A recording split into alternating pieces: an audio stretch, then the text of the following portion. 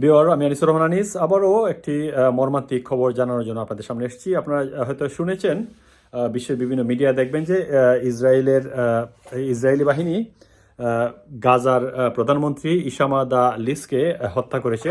যেটা গতকালকে আমরা যে নিউজটি দেখেছি, সোমবার রাত্রে সারা রাত্রে ইসরায়েলি বাহিনী হামলা চালিয়ে সমস্ত গাজা জুড়ে প্রায় 400-এর মতো মানুষকে হত্যা করেছে। এবং আজকে যে আমরা খবরটি পেলাম বিশ্বের বিভিন্ন মিডিয়ায় যে গাজার প্রধানমন্ত্রীকে হত্যা করা হয়েছে।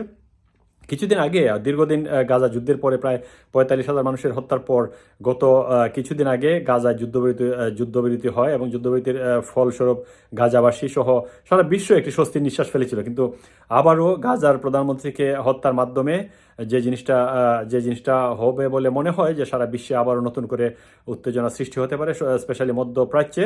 এবং গাজাভাসী দীর্ঘদিন ধরে যে আশার বাণী শুনেছিলেন যে যুদ্ধ বিরতির পর হয়তো গাজায় শান্তি ফিরে আসবে, কিন্তু গাজার ডিফেক্টো প্রধানমন্ত্রীকে হত্যার পরে সেই জিনিসটি কোন দিকে মোড় নেবে সেটি এখন ভাববার বিষয়।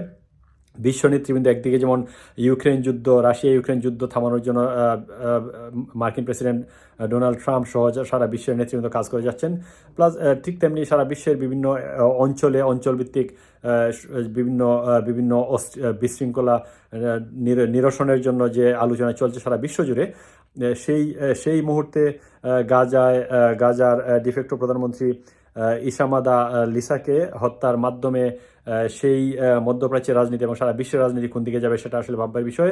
দেখা যাক। আসলে আপনারা জানেন যে রামাদান মাস সারা বিশ্বের মুসলমানদের জন্য পবিত্র মাস, এবং এই মাসে সারা বিশ্বের মুসলমানরা রোজা সিয়াম সাধনার মাধ্যমে তারা সিয়াম সাধনা করে থাকেন। এবং আজকের এই গাজায় এই প্রধানমন্ত্রীকে হত্যার মাধ্যমে যে জিনিসটি হলো যে সারা বিশ্বের মুসলমানদের মনে স্বাভাবিকভাবে একটি কষ্টের দাগ নতুন করে লেগে থাকবে আজকের এই হত্যাকাণ্ডের মাধ্যমে।